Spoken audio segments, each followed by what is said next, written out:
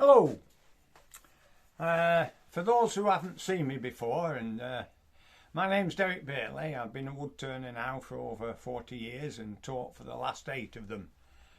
For those who have followed me so far, I'm presently in the process of creating tuition lessons. I've already done lesson 1, which if you look on my history you'll find that I've done it about a week ago.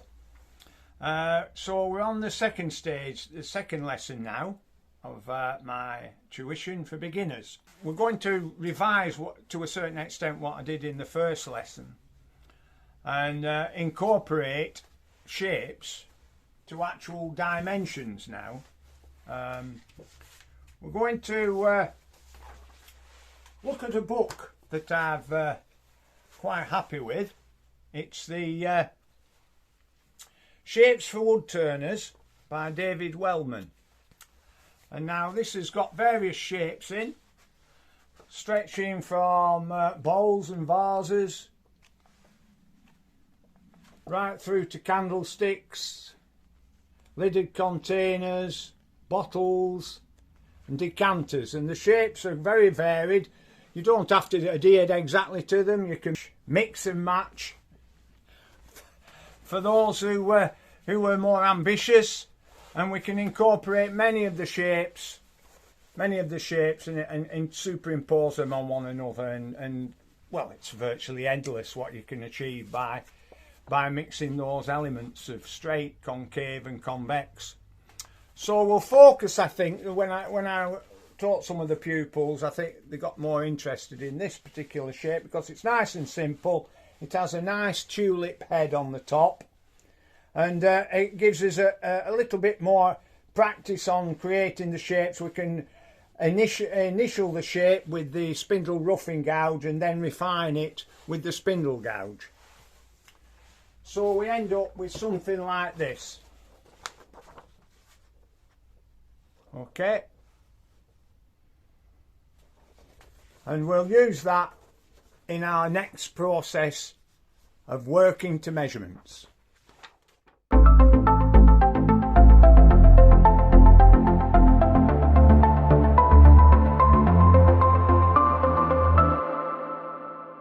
Right, I've put the wood in the lathe, and I don't know if you can see this.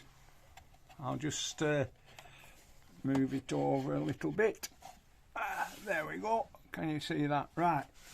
I'm just making sure that the drive centre is nicely embedded into the wood, and I do that by counter rotating my wrists, and if there's any movement then I need to tighten up the tailstock a bit more, but that's fine.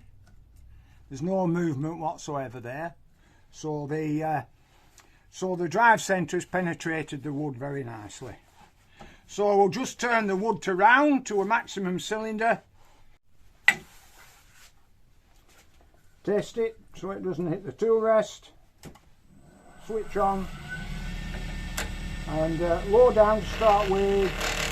Pitch the wood, raise the handle so you get a cut, and then you don't need to grip tightly, just enough to press the tool against the tool rest. You don't need to grab on tight, just nice and let the tool do the work.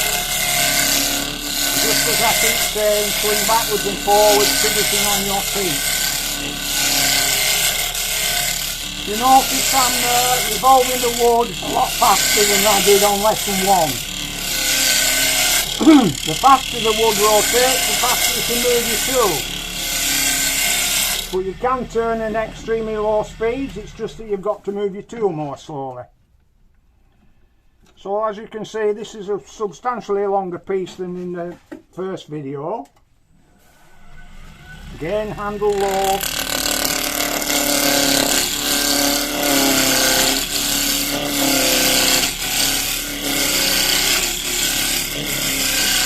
Just try and blend this in if you can with your previous cut.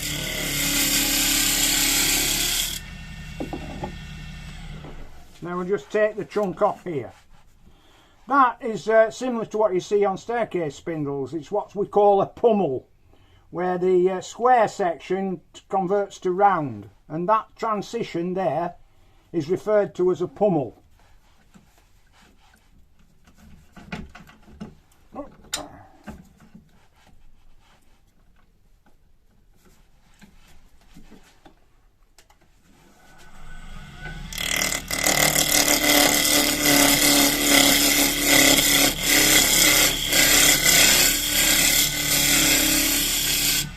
Right, it's near enough a cylinder now. It doesn't matter too much at this stage. You can see how quite rough it is, as I showed in the previous. Now the problem with beginners is sometimes inadvertently they bring the tool up so it's horizontal, and so what happens when you're cutting in horizontal mode, you're cutting on two flanks of the roughing out gouge, the spindle roughing gouge, there and there at the same time, which plays havoc on your finish, makes it really rough. I might be able to illustrate that now. Plus it grabs a little bit as well. It's not too bad actually, but some of the wood, depending on the wood, it completely tears the wood apart. So you always, to start with for beginners, just turn at the bottom of the curve, and then when you get more confident we can introduce the shearing action which I showed earlier. And now I'm just pivoting to my back foot now.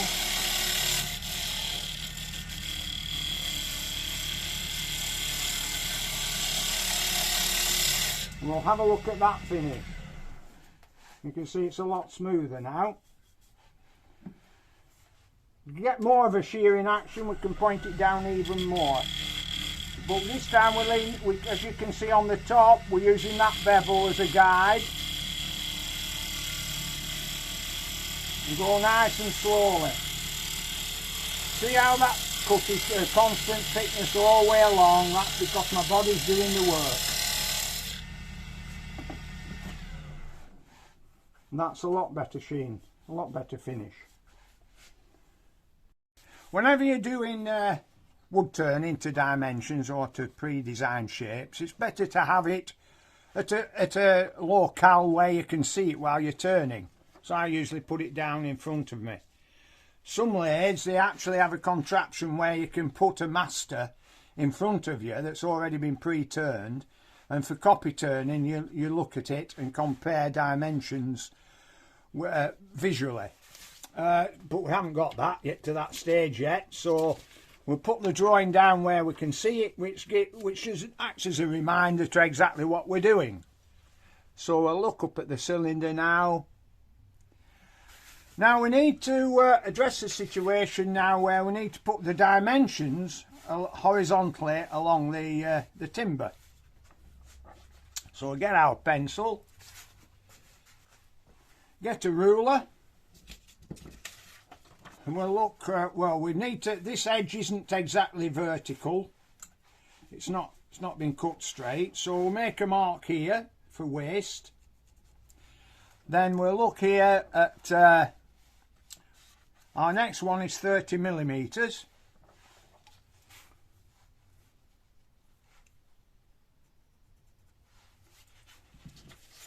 That slight concave depression there is 12 millimeters.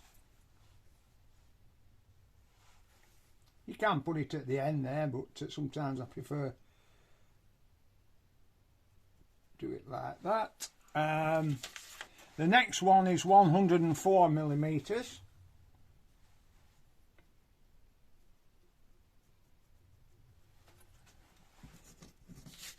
And then the tulip head is 38 millimeters. Well, I can't get my ruler there, you see, so what I usually do is I move it to 10 there, so it's easier to produce the dimension. You haven't too much thinking to do. So just rotate that by hand.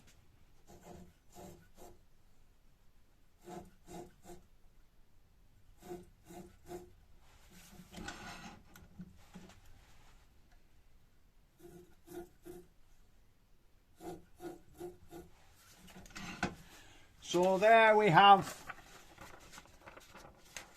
our drawing like so. And I hope you can see that. Right, so now we have various diameters. With 50mm diameter there, then with a long taper which is a slight radius there just before we start the straight taper down there, and then we reduce down to 20mm there.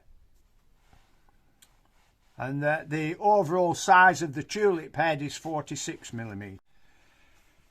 Right, you can use vernier calipers for this. I won't go into, like I said, I won't go into detail at this stage. And you can set them to the correct diameter and put them over the revolving wood. But I don't advise that because I don't like using calipers, whether digital or vernier calipers, with the revolving wood, because they can grab, and they're made of metal and they've got sharp corners, so they can do yourself a bit of a damage if they grab. So I prefer to use calipers, if I can find them, that is. Here they are. And I just simply put the ruler on, and the first diameter we're going to do is 50mm diameter. So we'll set it at obviously 50mm diameter.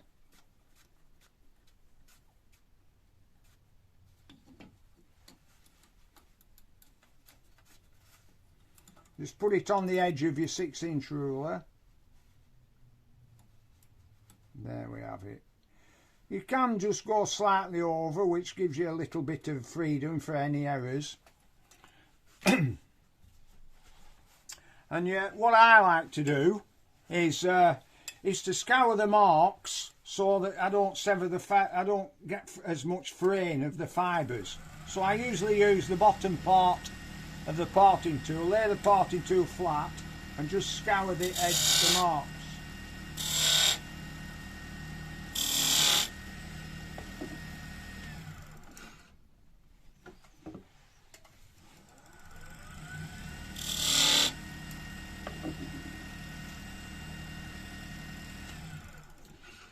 Now, for beginners, it's a little bit intimidating if you to hold the calipers in one hand and the parting tool in the other. So obviously, if you're a little bit tentative,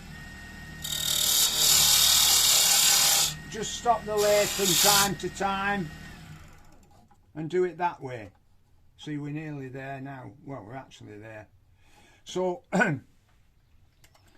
so you can do it that way, or you can do it this way, like laying it on there and letting the calipers fall through like so. And then we can just extend that out. You can slightly slant the parting tool if you want and just clean up like that. Act like a screw chisel, which we'll come to later on in future lessons. But for the time being,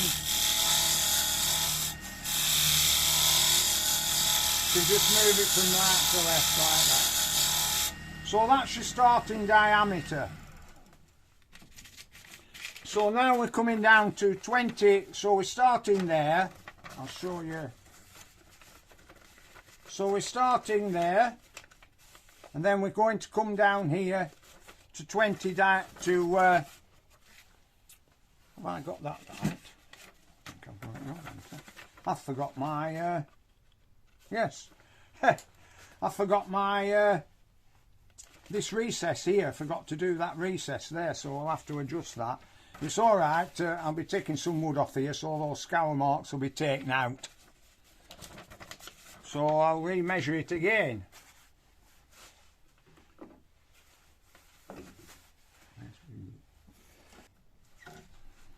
There's an old adage, measure twice, cut once.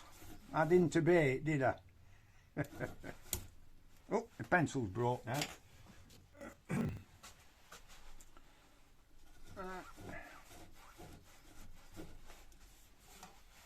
So I'll just put a scour mark in that.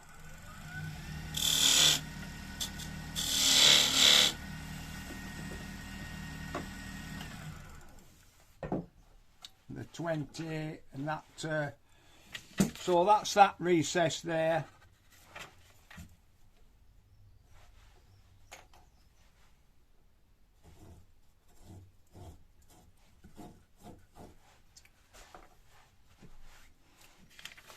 Now I'm starting at 50 now.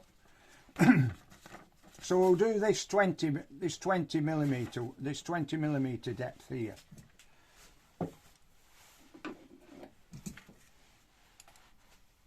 So we set our calipers. What I do is I squeeze that. If you notice on the caliper, I've put a wing nut. That locks it in position. When you're doing multiple turnings and you want that to remain set, it's less likely to vibrate. You see, with that not engaged, you have the adjustment wheel there. Over time, when you're using it on rotating timber, it tends to adjust with vibration, and then that distance there becomes inaccurate and useless. So I like to have this secondary locking mechanism so it stops it from adjusting after multiple uses. So we'll set that at 20 millimeters.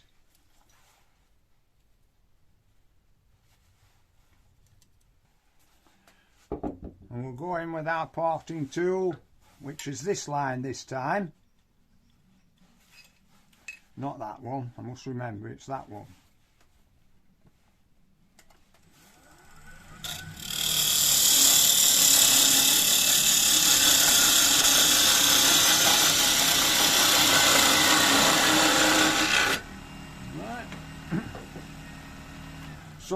So we're creating distances now that can train our eyes to proportions. We can come all the way along now, because that's the top, because that diameter is the top diameter there. We can go straight across now and make it all the same diameter, because we know we've got our highest diameters already done. So we can go back to our parting tool now, our roughing out gouge, spindle roughing gouge. We can re-establish that mark later.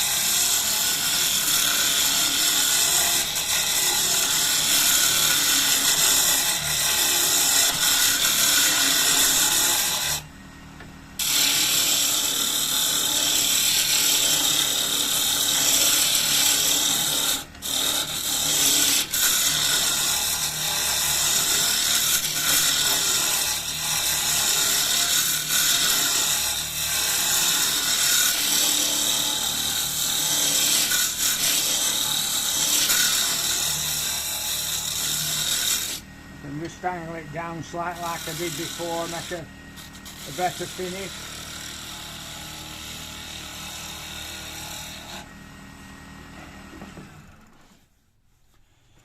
Right, we'll re-establish those marks now.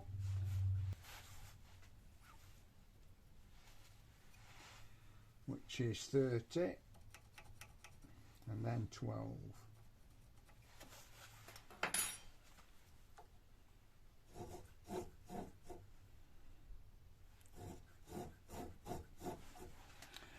Right, now we'll take our diameter from there down to the smallest diameter which we've achieved. In fact, I'll just stop the camera because it's going a bit blunt. I can feel that it's not too far. So I'll just stop the camera and I'll come back again. Right, so obviously when we're turning the diameter there, what we usually start at the top and work down to our smallest diameter. Never try and work uphill, always cut downhill. Now if you notice, obviously I can't get up to that corner because the tool's too wide, but the beauty of the spindle roughing gouge is that we can rotate it so that we've got a straight edge and we can work right up to that edge. So we can do the bulk of it like that, and then just move it slightly to do that, to do the edge, and we work down. So we're coming up to that line there on a taper, so we're coming up to that line.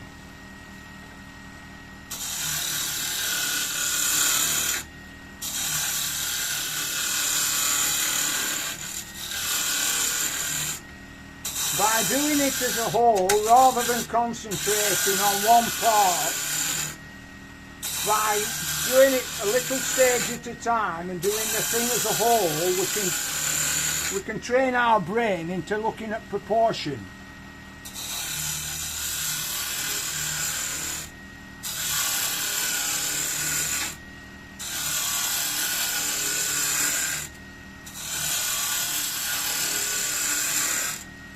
Now at a later stage in tuition, we can use a screw chisel for this process, which is a lot quicker and gives a lot better finish straight off the tool. But obviously we're only at lesson 2, so I want to not get too ambitious just yet.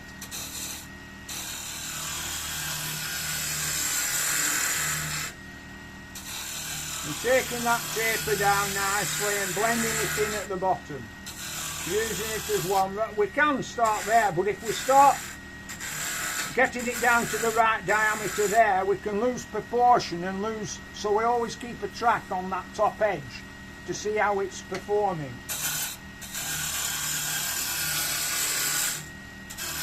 It's very difficult to put wood back on again.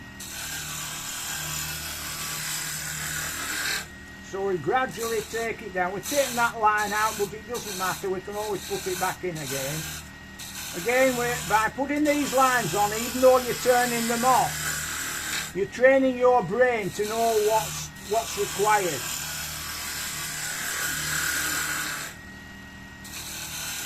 Don't be worried that you turn lines off. You can always put lines back on again.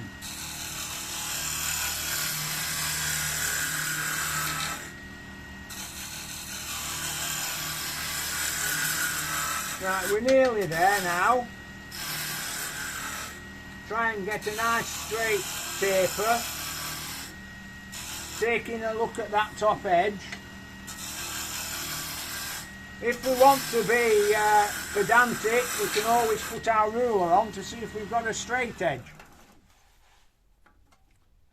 which isn't too bad. There's no great undulations and we've got that top edge there. There's very little gaps forming. So we can leave that for the time being and do the rest of it. So we'll go back. 12. What did we say it was? 12, didn't we? Right.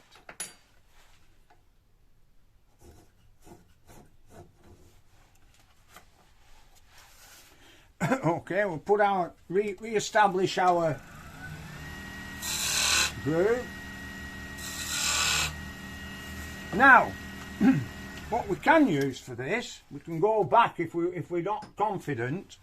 We can go to it back if you have these tools. We could go back to the carbide tip tools.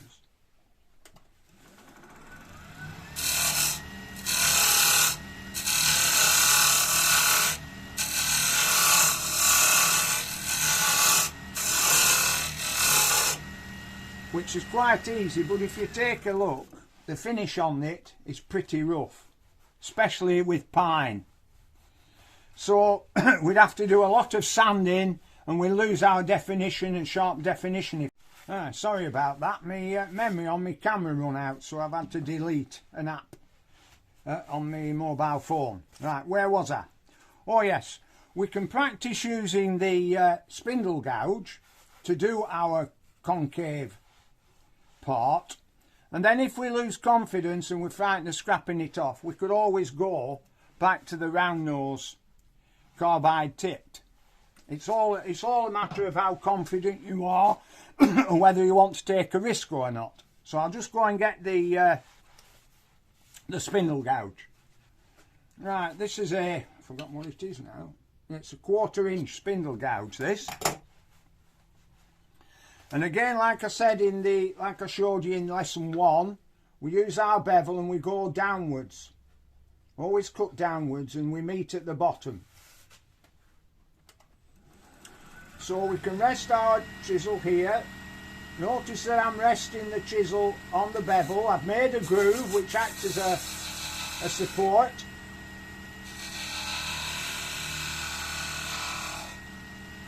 See if I swing round here. and swing round there. If I go there, it'll skid across. So if I come here and approach it at an angle and pressing the handle down, sorry, and then clean up at the bottom of the hill and try and blend it in. We'll have a look at that now. See, it's a lot smoother to what it was before. So we'll take a look at our drawing again. Now if you notice that the angle, it starts at roughly about 10 millimeters and goes down, so we need to extend that slope further up, so that means we have to take some more off. As we take more off, that width's going to reduce, so we re-establish it. And this is all part and parcel of turning, is that you keep as long as you're cautious and you keep adjusting things and re-establish what you've done. We can see we've established that line now, so we know roughly what we're doing, what we're supposed to be achieving. Because you'll find things out when you've drawn them out and measured them that you forgot this operation or that operation. So it's a bit like wood carving, you re-establish things. So now we can re-establish that line again.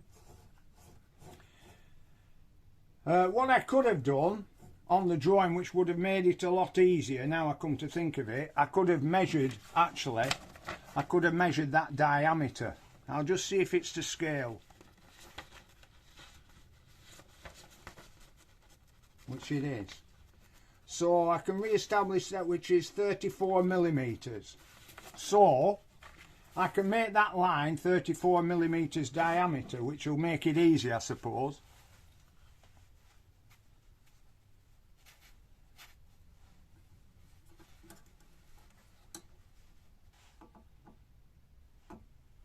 And then we can blend it in again. So if we go down to 34 with our parting tool,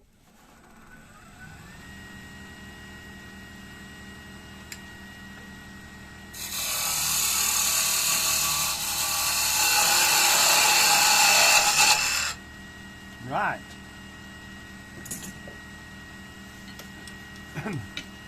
So now we can use our spindle gouge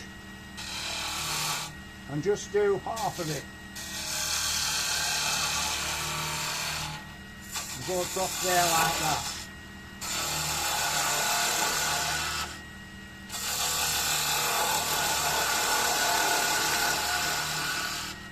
We're using our spindle gouge this time instead of the roughing out gouge.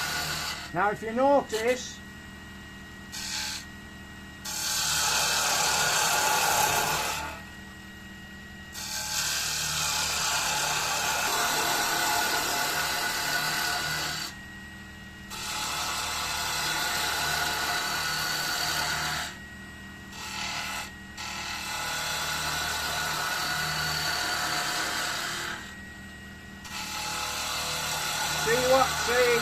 in the first lesson,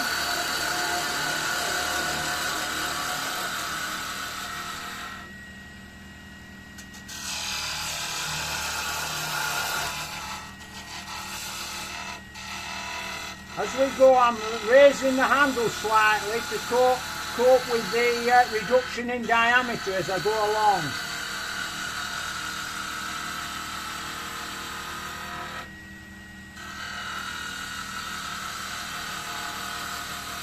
And again I'm using, if you remember in the first lesson, we had the sweet spot, which is roughly there, and we maintain that sweet spot all the way down. But in order to compensate for the tape, see how I'm feeling for the cut?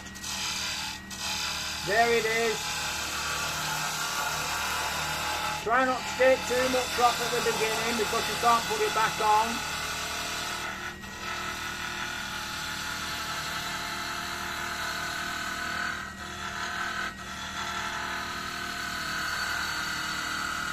See, when I come off, I go back and pick the cut up.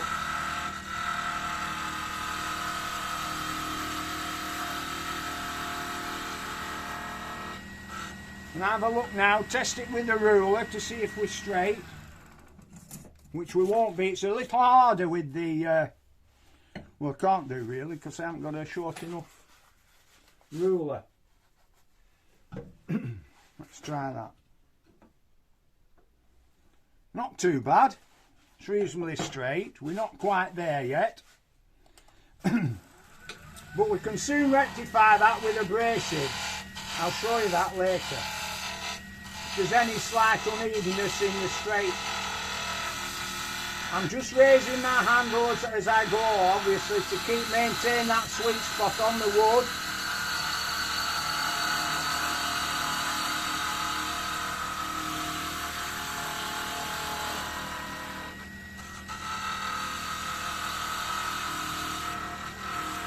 See, I'm coming back to pick the cut up where it came off.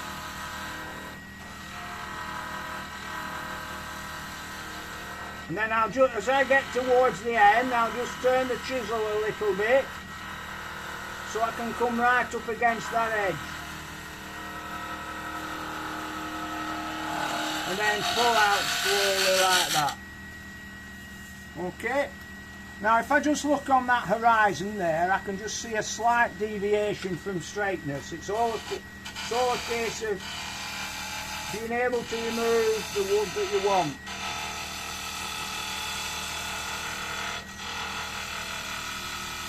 Straight tapers are quite difficult to do. That's where abrasives can come in. Right. It's not quite straight. This is where, if you can't use a screw chisel, then abrasives can often get you out of trouble.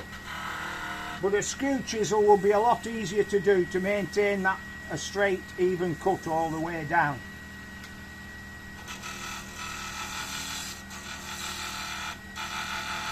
I could go back to using the spindle roughing gouge, but it doesn't create as good a finish. See, that's quite a nice finish. But abrasives will get us out of that problem. So we'll come up here and just finalise that radius there. So again, we'll just strain our eyes to doing it.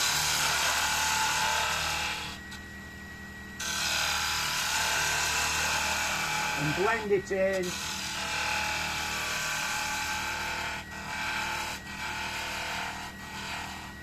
Like so. Right, we can re-establish our mark now. I always like to put marks on even though they're going to be turned out later. It just, like I can't emphasise enough, you've got to train your brain to what comes next. And sometimes if you leave it late to put your lines on, you've turned it too deep and you've lost a sense of proportion. So that's 30 there. And then another 12 there. Right, so that's our final size now. So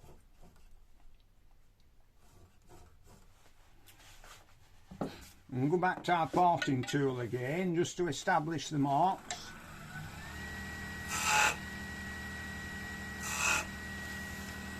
And now we can use our spindle gouge again.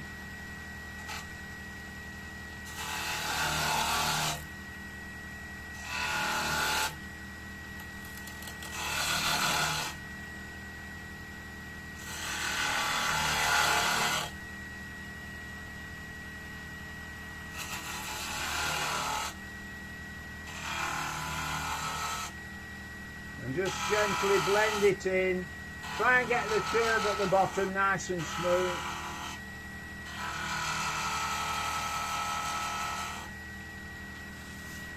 Like so.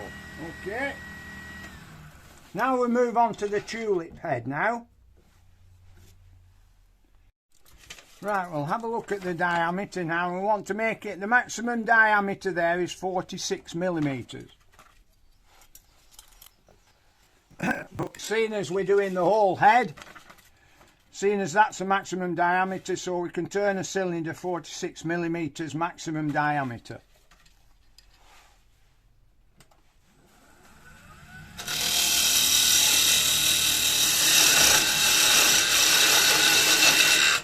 usually do about 2. Then we can blend it in with, it gives us more idea with the roughing out gouge then.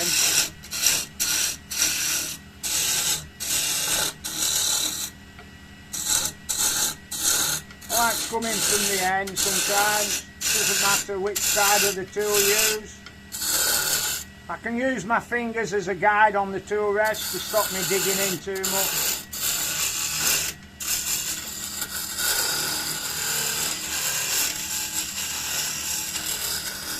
Blend it in nicely. Just be careful that you don't dip.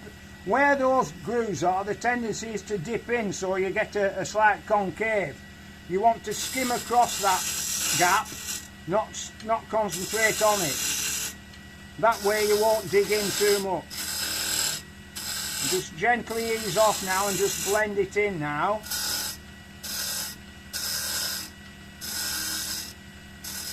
So it all becomes one. Right, so now we can have a look at these dimensions now. We've got, oh, I haven't done it there, 8, so 8 minus 38, so that's 30 millimetres to there, and then we've got another 8 there.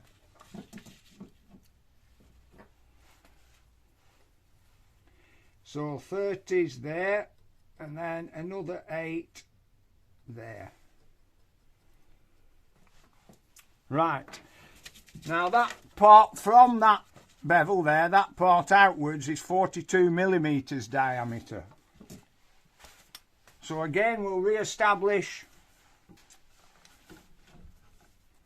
So we set our calipers again to 42 millimetres. Now if I was doing mass production, I was doing a lot of these, I'd have lots of calipers.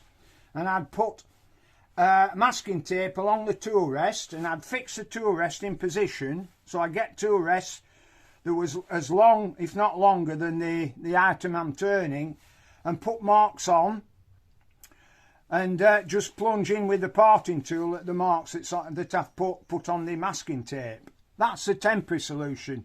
A lot of times you can draw a master. When I was doing table legs, I'd actually draw a master on a piece of wood and put little pins in where the parting tool is to go, and I'd just press it in and it'd scour the wood as it went round.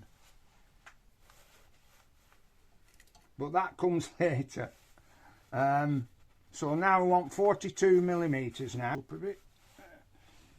Oops, I've done it wrong. What have I set it at? That's weird. No matter.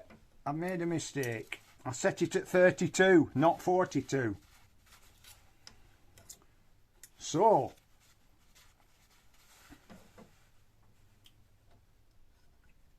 I can't read a ruler now. Yeah, 36, yeah, I set it at 36 instead of 46. So rather than start again and spoil the demo and spoil the thing, what I'll do is I'll make the tulip head on this smaller one. And I can maybe adjust the proportion slightly if it's looking a bit small. So we'll go. So if I've done it 10 millimetres to small, so that's going to be 32 now. That's 32. So we're taking that down now to 32 instead of 42. I don't want to have to put a new piece of wood in and go right back to the beginning again. So there, just to stop it fraying. There, right. So now we can use our our spindle gouge to radius it in now. So we can radius it down to that.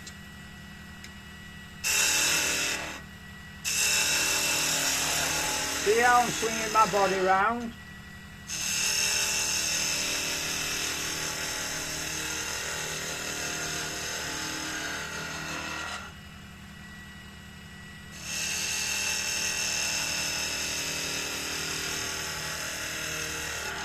Look, see how it came off then? So I go back and pick it up again.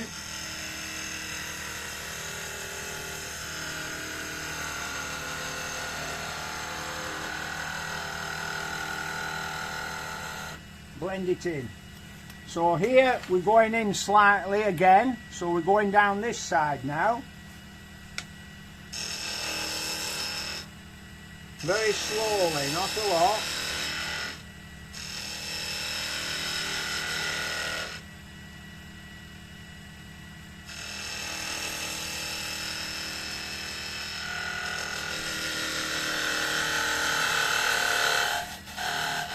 And then we turn this, then we turn in this little bit here. Now.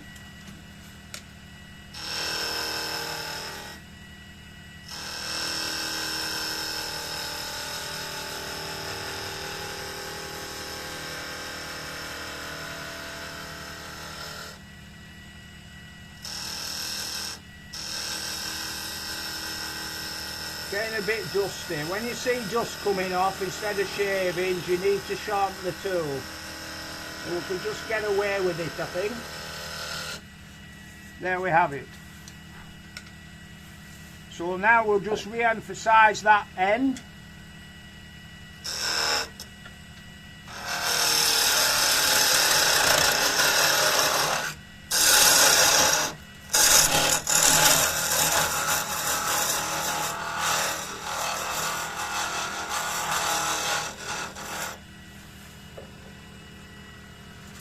And there we have it. Our first design to measurements. We can make that narrow, but then it'd look a bit flimsy. So apart from my silly mistake of misreading it, it still doesn't look too bad. We've got a tulip head, and then we can use the abrasives and everything else to straighten that up, which I'll show you in a moment. Right, just put my mask on. It's always tempting when you get hooked on the turning side. You think, oh, I'll just sand it, and you'd sand it without masks on. Very easy to get into that habit, to always put your mask on. It interrupts the flow of your removing wood, but never mind. Right, so now, to make that straight, we can put the abrasives, and then we just check. Now I can see a slight dip in there, which I don't think the abrasives will get out.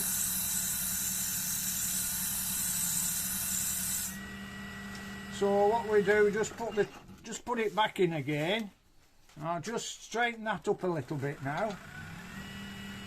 Again, just see how I'm feeling for the cut.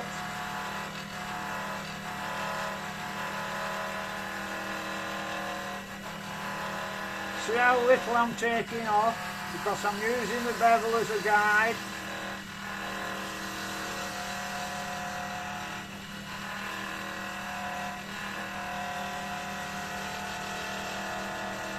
Just twist it round so I don't catch the end. Right. So that's just straighten it up a bit. Just take a little bit off here as well.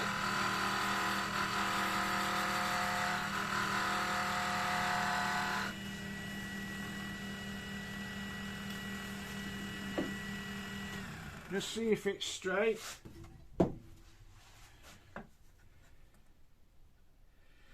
Just a little bit there. Want to take some off there.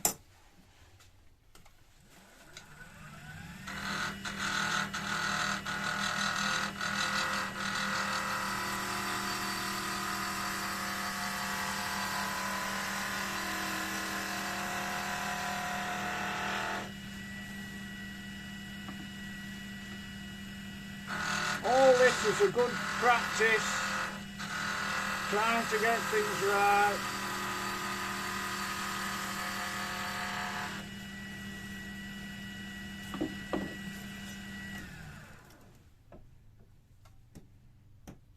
It's not too bad now.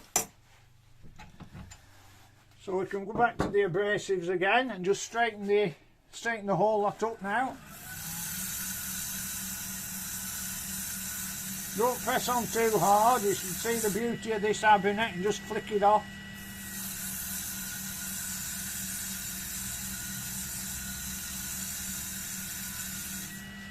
Then we'll go across here. It doesn't matter which end. Sometimes this obscures your vision a bit, but if you get a catch, it just pushes upwards. This is inclined to drag down, but at least you can see the lines.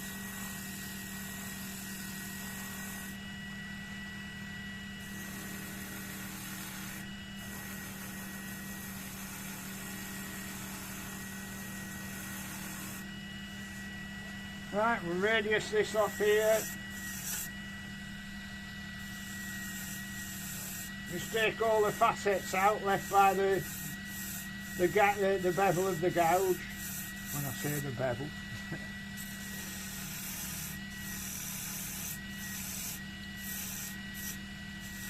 This is quite satisfying, quite cathartic, this procedure, because you're taking all those little tool marks out. And it becomes an even finish, which is quite satisfying to the eye to watch it. But don't spend too much sanding, or else you'll lose a lot of detail. Right, I'll go through to 320 grit and then get back to you. Right, we're on the 320 grit now.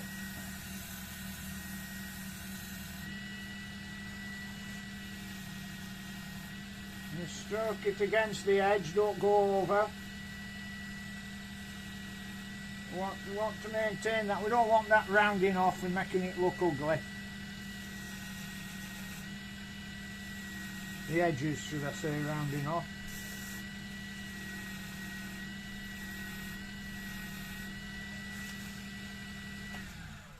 Right. That's it, nice and smooth. Get a tissue. Sawdust this time. Right, just give it a burnish.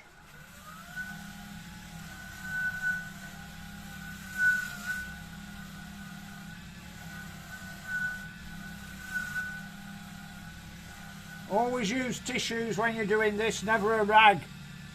Tissues tear, rags don't. The last thing you want is a rag catching round here, because there's plenty of sharp edges for it to grab a rag and pull your hands towards it. So with a tissue it just tears. I think I've got a spell in my shoe. That's another thing. If you can stop sawdust getting in your shoe, I think I've got a spell just in my shoe and it's sticking in my heel. Anyway.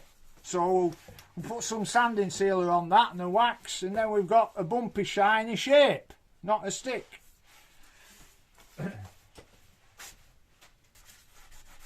Again, like I said in lesson 1, always rotate by hand. Gives the sanding seal, cellulose sanding sealer, time to penetrate the fibres of the wood.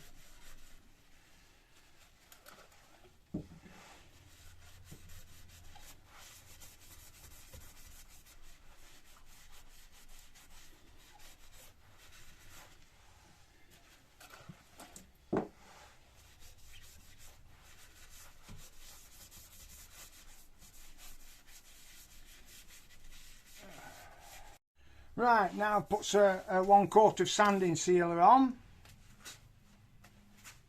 So we get our tissue again. Some more sawdust. Just burnish it again. Just as I showed in the first tuition, and we've got a nice little sheen going on now.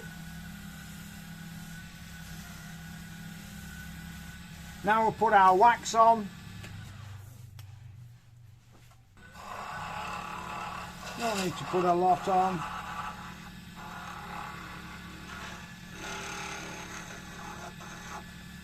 Get our tissue, make a pad so it doesn't heat our fingers up, and press on quite firmly.